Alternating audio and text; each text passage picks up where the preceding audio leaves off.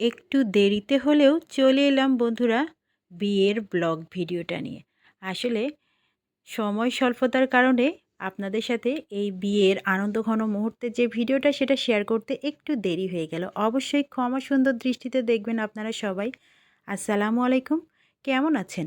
যে যেখান থেকে ঘরে ও বাইরে দেশ ও বিদেশে যেখান থেকে আজকের ভিডিওটা দেখা শুরু করেছেন সবাইকে অন্তরের অন্তঃস্থল থেকে ভালোবাসা জানাচ্ছি।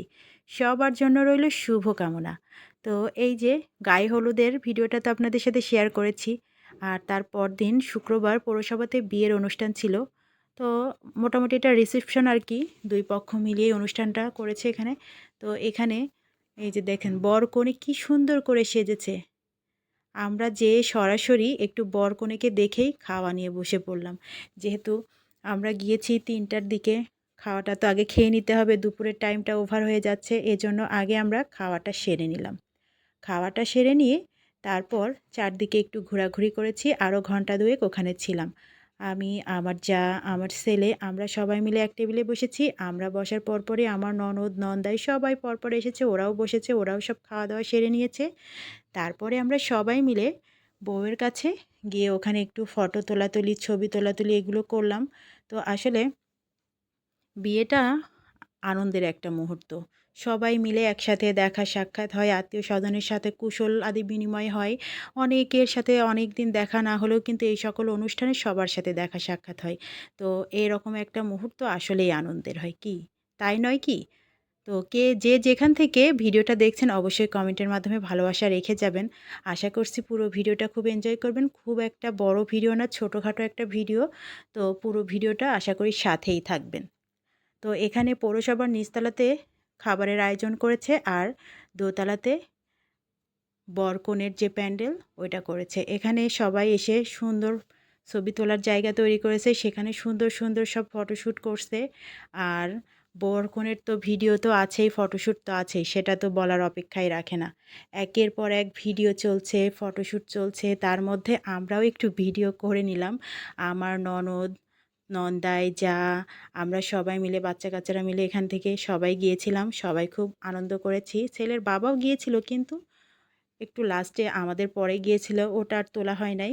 তো যাই হোক, সুন্দর একটা মুহূর্ত আপনাদের সাথে শেয়ার করতে একটু দেরি হওয়ার জন্য অবশ্যই ক্ষমা সুন্দর দৃষ্টিতে দেখবেন। তো ভিডিওটা কেমন লাগছে? অবশ্যই ভালো লাগছে, কারণ বিয়ের অনুষ্ঠান বলে কথা, ভালো তো লাগারই কথা, তাই নয় কি? আর আমাদের কুষ্টিয়া পৌরসভাতে একদমই আমাদের বাড়ির পাশে এত সুন্দর একটা অডিটোরিয়াম। এই যে এখানে যাকে দেখছেন না, এটা হচ্ছে কনের দাদি। কনের দাদি, ইনি একটু অসুস্থ, এটা হচ্ছে আমাদের মাওই মা। তো উনি একটু অসুস্থ, ওনাকেও আমি একটু ক্যামেরাবন্দি করে নিলাম। মুরব্বী মানুষ এসেছেন, উনি আসলেই শ্রদ্ধেয়ভাজন একজন মানুষ।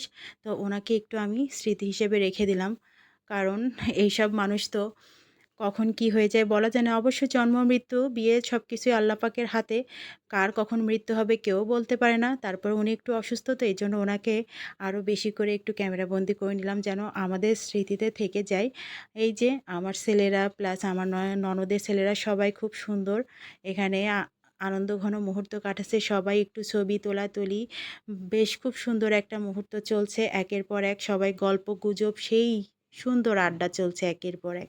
তো যাই হোক, আমরা এখান থেকে খাওয়া দাওয়া করে ঘন্টা দুয়েক বসে সবাই জম্পেশ আড্ডা দিয়ে তারপর এখান থেকে বিদায় নিচ্ছি আর কি। ছেলের বাবা এলো, তারপর ওরা খাওয়া দাওয়া করে ও চলে গেল, আমরাও বের হচ্ছি সবাই মিলে, কারণ আমরা এখান থেকে সোজা চলে যাব রেনউইক বাঁধে। এই জন্যই পৌরসভা অডিটোরিয়াম থেকে বের হয়ে হাঁটতে হাঁটতে এদিকে একটু পুকুর পাড়ে এলাম। পুকুর পাড়টাও খুব সুন্দর। এখানে তো এর আগে আমি পৌরসভার ভিডিও আপনাদের সাথে আপলোড করেছি, আপনারা তো অবশ্যই জানেন যে পৌরসভাতে সব ধরনের অনুষ্ঠান অনুষ্ঠিত হয়। এখানে অডিটোরিয়াম, স্টেডিয়াম সব কিছুই আছে। তো যাই হোক, এখান থেকে আমরা সোজা চলে এসেছি নিরিবিলি একটা জায়গায়। সেটা কোথায়? কুষ্টিয়া রেনউইক বাঁধ। এখানে এলে তো আসলে নিরিবিলি কথা, মানে কি বলবো, এর থেকে নিরিবিলি আর কোথাও হয় না। তো আমরা সবাই মিলে এখানে নিরিবিলি বেশ আরও ঘন্টাখানিক সময় কাটাইলাম। ননদ, যা, সবাই মিলে বাচ্চা কাচ্চা মিলে নিরিবিলি একটু সময় কাটিয়ে একটু খাওয়া দাওয়া করে হালকা নাস্তা করে তারপর এই যে হাঁটা ধরলাম। তো আজকের মতো বিদায় নিচ্ছি। সবাই ভালো থাকবেন, সুস্থ থাকবেন। সবার জন্য